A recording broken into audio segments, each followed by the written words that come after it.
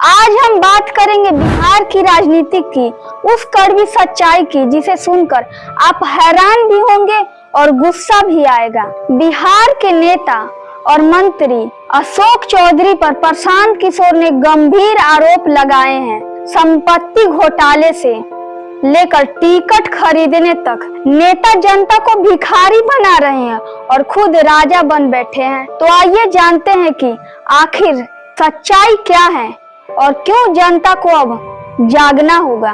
प्रशांत किशोर ने एक press conference में कहा कि अशोक चौधरी ने 200 करोड़ रुपए की बेनामी संपत्ति बनाई है। उन्होंने ये भी आरोप लगाया कि अशोक चौधरी सरकारी ठेकों में 5% कमीशन वसूलते हैं। इतना ही नहीं, पीके ने यह भी कहा कि अगर अशोक चौधरी उनके खिलाफ भेजा गया लीगल नोटिस वापस नहीं लेते तो वह अगली बार 500 करोड़ रुपयों की संपत्ति का खुलासा करेंगे।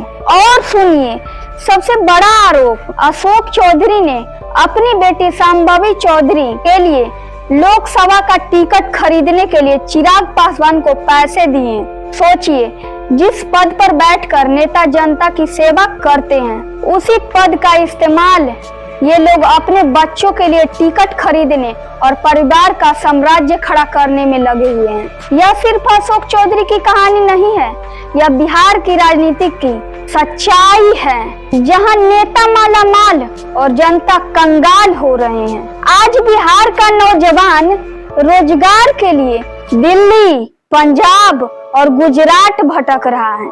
किसान खून पसीना बहाकर भी कर्ज में डूबा है। मजदूर रोजगार खोजने के लिए शहर शहर दर दर की ठोकरें खा रहे हैं और उधर हमारे नेता आलीशान बंगले में रहते हैं, करोड़ों की गाड़ियां में काफिला लेकर घूमते हैं, उनके बच्चे विदेश में पढ़ते हैं और जनता को भिखारी बना दिया गया है। क्या यही लोकतंत्र है?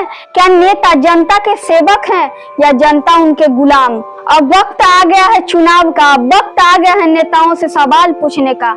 हर बार चुनाव में वादे किए जाते हैं, रोजगार देंगे, नौकरी देंगे, शिक्षा सुधारेंगे, स्वास्थ्य को ठीक करेंगे, लेकिन चुनाव जीतते ही सब वादे हवा में उड़ जाते हैं। इन नेताओं का सबसे बड़ा ताकत है जनता का चुप रहना और जनता की सबसे बड़ी ताकत है एक होकर सवाल पूछना। नेता जनता के मालिक नहीं, बल्कि जनता नेता के असली मालिक हैं।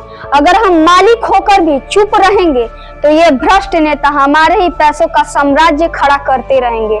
इसलिए आज अगर बिहार के लोग जात पात धर्म से ऊपर उठकर सिर्फ काम के नाम पर वोट नहीं देंगे तो भ्रष्ट नेता बिहार को बर्बाद कर देंगे। इस बार चुनाव में वोट अपने बच्चों के भविष्य के लिए दीजिए।